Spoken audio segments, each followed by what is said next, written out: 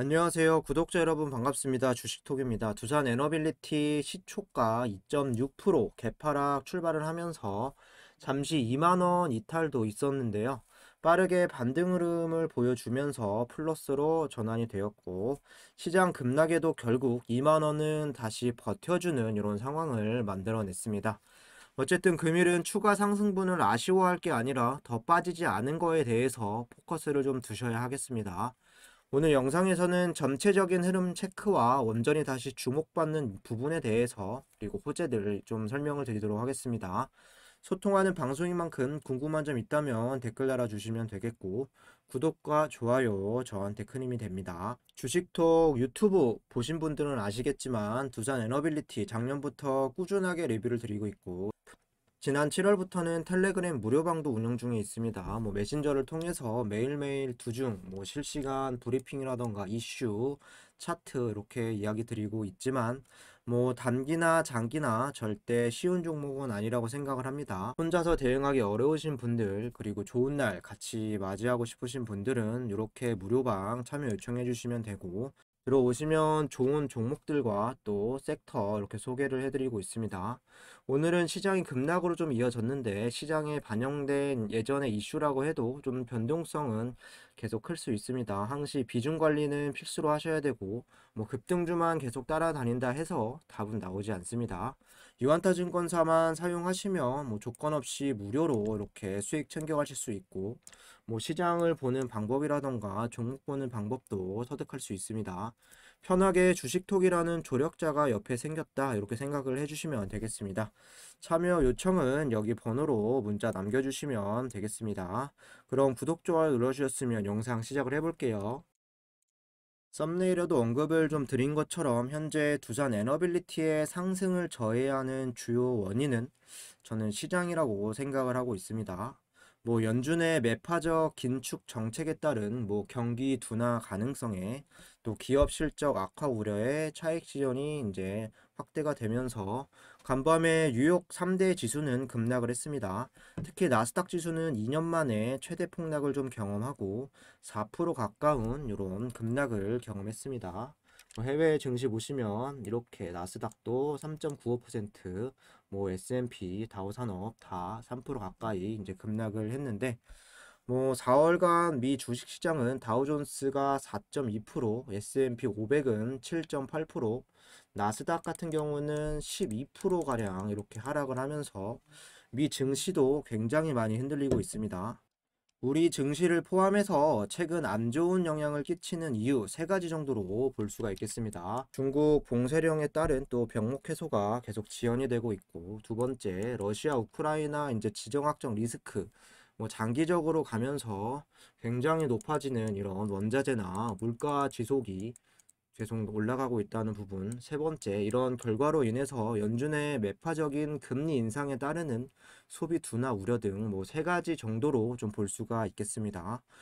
부수적으로 여기에 환율 같은 경우도 1265원까지 오늘 이렇게 급등을 하면서 좀 외인들의 계속된 이탈은 투자 심리를 더욱더 얼어붙게 만들어 주는 것 같습니다. 이런 글로벌 악재 속에서 국내 증시도 장 시작 전부터 좀 얼마나 떨어질지 좀 두려움이 앞서고 예상대로 시장에 좀 반영이 되었다라고 볼 수가 있는데, 코스피는 1.1%, 코스닥은 1.6% 급락으로 마무리가 되었고, 오를 때는 반등폭이 좀 작고 내릴 때는 급락을 좀 자주 하면서 4월에 대한 시장 난이도는 계속 어려워지고 있다 이렇게 좀 보시면 되겠습니다. 수급이라도 좀 활로를 찾아야 지수가 급락을 해도 버틸 수 있는 힘을 좀 가져갈 수 있는데, 오늘도 마찬가지로 개인을 제외하면 외인이라던가 기관 모두 들어오지 않았습니다. 오늘 코스피 같은 경우는 외인이 6,770억, 기관이 2,370억을 던졌고, 코스닥도 외인은 116억, 그리고 기관은 1,820억 이렇게 던지기만 하면서 시장에 대한 또 상승 가능성, 기대치도 계속 낮아지고 있습니다. 여기 양 지수 일봉 차트를 좀 보시면 코스피 같은 경우는 여기까지 좀 떨어지면서 1월달 저점 부근까지 거의 근접해 온 이런 상황이죠.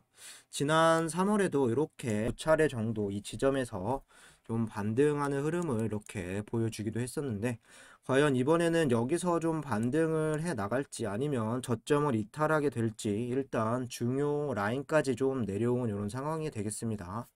코스닥 같은 경우는 아직 1월 저점에 대한 이런 부분까지는 아니겠지만 900포인트를 이제 개파락을 하면서 여기 보이는 61선 지지도 이탈한 상황이죠. 만일 여기 881포인트까지 좀 깨진다라고 한다면 또다시 이쪽 바닥으로 좀 내려갈지도 모르겠습니다. 참고로 4월달 시장의 전체 흐름은 또 하락하는 이런 추세를 이어가고 있고, 위험 관리가 필요한 이런 상황은 맞지만 지난주 후반부터 미국을 중심으로 나타난 이런 증시 폭락은 투매 성격이 좀 짙어진 만큼 현 시점에서는 투매에 동참하는 건 좀 의미가 없을 수 있다, 이렇게 이야기 드리고 싶습니다. 뭐 오늘 같은 경우는 시장에 대한 이야기를 조금 길게 드렸는데 좀 정리를 해보자면, 두산 에너빌리티 상승을 저해하고 있는 요인은 시장이나 수급 이런 부분들이 가장 크지 않을까 생각을 합니다. 오늘 같은 경우도 마이너스 2.6% 이렇게 개파락 출발한 이후에 종가는 플러스 0.49%까지 이렇게 끌어올리는 모습으로 이제 마감이 됐는데, 급락장에서도 이렇게 상승분만 본다면 3% 이상 끌어올렸다는 점, 그리고 어떻게 해서든 2만 원은 지키고 가자는 이런 움직임도 포착되었다는 점, 최근에 유스케일 파워 이슈도 그렇고 좀 시장만 좀 정상적이었다면 이미 나온 호재들에 조금 더 반응해 줄 수 있었다고 저는 생각을 하고 있습니다. 이어서 수급을 좀 보겠습니다. 어제 이어서 전반적인 수급에 큰 유입과 이탈은 나오지 않았습니다. 이틀 동안 이렇게 0.49% 정도 이렇게 오르면서 종가 자체도 사실 미미한 움직임이었죠. 오늘 외인은 35,000주 이탈, 그리고 개인도 17,000주가량 이탈, 또 프로그램도 2만 주가량 이탈이 되었고, 기관이 65,000주 이렇게 들어오면서 좀 유일하게 좀 유입이 되는 이런 상황이었습니다. 기관 상세를 좀 보시면 금융투자 그리고 보험, 연기금을 제외하면 투신이라던가 사모펀드 매수세는 거의 없었다라고 볼 수가 있겠는데, 어쨌든 4월 13일부터 좀 계속된 이런 좋은 흐름에서 2일 정도는 좀 크게 빠졌고, 어제와 오늘은 다시 좀 빨간불이 들어와 주고 있는 상황인데, 이 기간을 좀 보시면 기관 투자자들의 대체적으로 좀 괜찮은 수급이었다, 이런 부분을 알 수 있습니다. 여기에 연기금이 얼마나 더 들어오는지, 그리고 금융투자가 얼마나 좀 유입이 되는지에 따라서 조금 더 올리고 못 가고 차이가 있다라고 볼 수가 있겠습니다. 기관의 매수세가 좀 살아나야 두산 에너빌리티도 살아날 수 있다, 계속적으로 언급을 드리고 있습니다. 공매도를 좀 보시면 3일 동안 비율은 거의 비슷합니다. 6.8%에서 6.7%좀 나름 안정적인 이런 부분을 취하고 있고, 수량도 23만 주, 16만 주, 그리 많은 공매 수량은 아니라고 또 볼 수가 있겠습니다. 그만큼 4월 중순부터는 좀 공매 비율도 그렇고 좀 안정적인 이런 흐름을 유지하고 있다라고 보시면 되겠는데, 공매 잔고도 좀 체크를 하시면 4월 22일 기준 1070만 주로 전일보다 소폭 증가하긴 했지만 한 달 전쯤에 거의 2650만 주 공매 잔고를 기록한 상황에서 거의 50%더 많이 좀 감소를 했습니다. 참고적으로 공매 잔고는 작년 5월이나 6월 달 주가가 32,000원까지 올라갔을 당시에 좀 수치를 보면 거의 한 600만 주에서 1700만 주 정도로 보시면 되고, 현재가 한 1070만 주 정도 되니까 그래도 좀 비슷한 수치에 들어왔다라고 보시면 되겠습니다. 대차 잔고를 좀 보셔도 체결이 38만 주, 상환이 64만 주로 여전히 상환이 체결보다 더 많은 수준이고, 잔고 수량도 2,460만 주, 그리고 잔고 금액도 좀 1조가 넘는 상황에서 5천만 주까지 꾸준한 감소세는 역시나 긍정적으로 보실 수가 있겠습니다.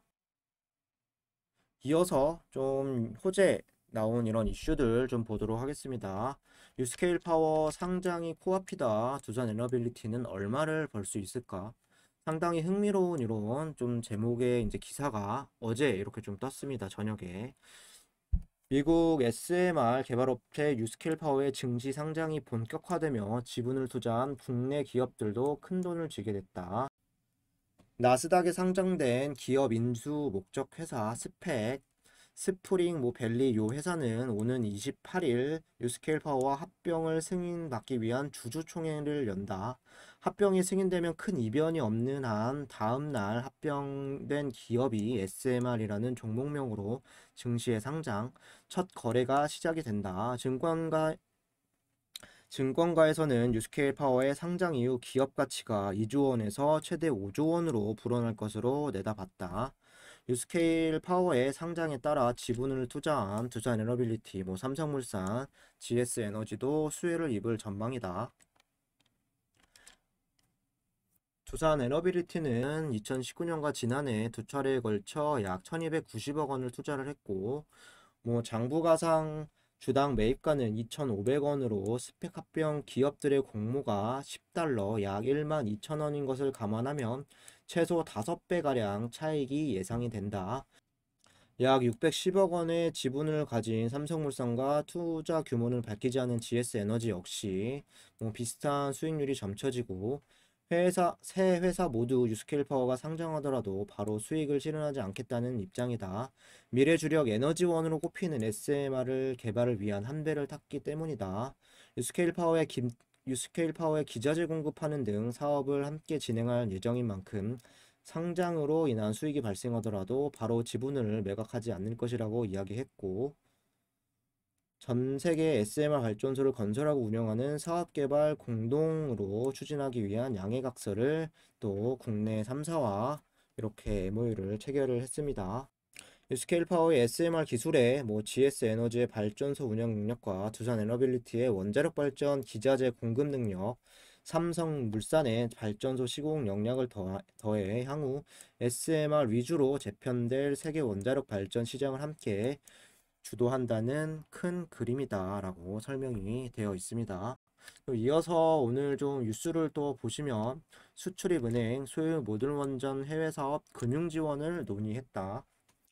한국수출입은행은 국내 기업의 해외 소형 모듈 원전 사업 진출을 돕고자 미국 원자력 발전 전문 회사인 유스케일 파워와 금융협력 방안을 논의했다고 밝혔다.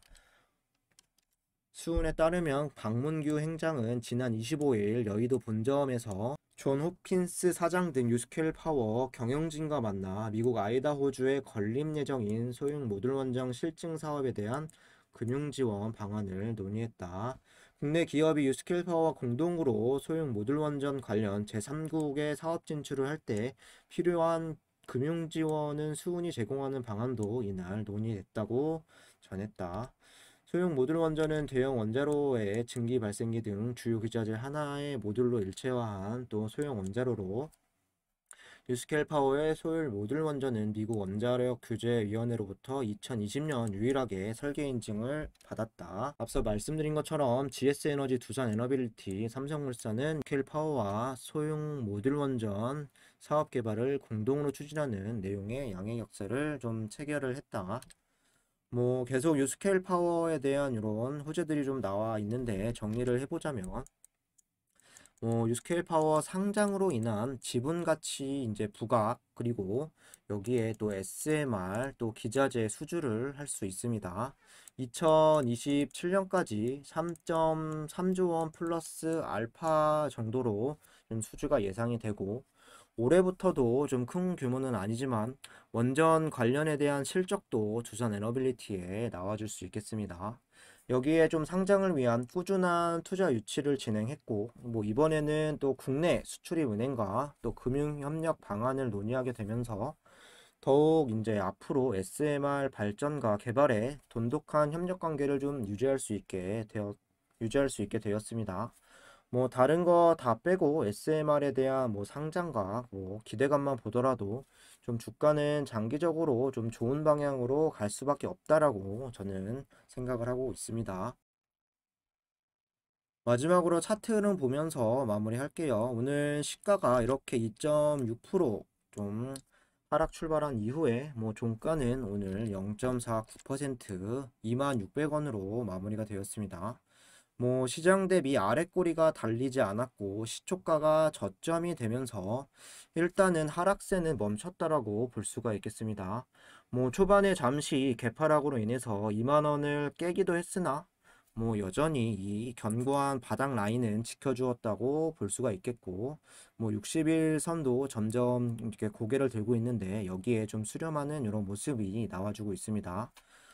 이렇게 좀 4월 달 들어서 한 차례, 두 차례, 이번까지 이렇게 산 바닥을 좀 형성을 했는데, 여기를 깨고 다시 내려올 수는 있으나, 심리적으로나, 그리고 기술적으로나, 중요한 2만원 구간은 좀 쉽사리 이탈하지 않을 것이다. 이렇게 좀 생각을 하고 있고, 최근 들어서 거래량이 좀 실리지 않은 채로 좀 주가를 천천히 이렇게 좀 올렸는데, 그 이후에 또 음봉의 거래량이 더 크게 좀 나와주면서 가파르게 상승폭을 잡아먹었고 현재 어제와 오늘 거래량은 200만대에서 오늘 350만 수준으로 다시 죽어버렸습니다.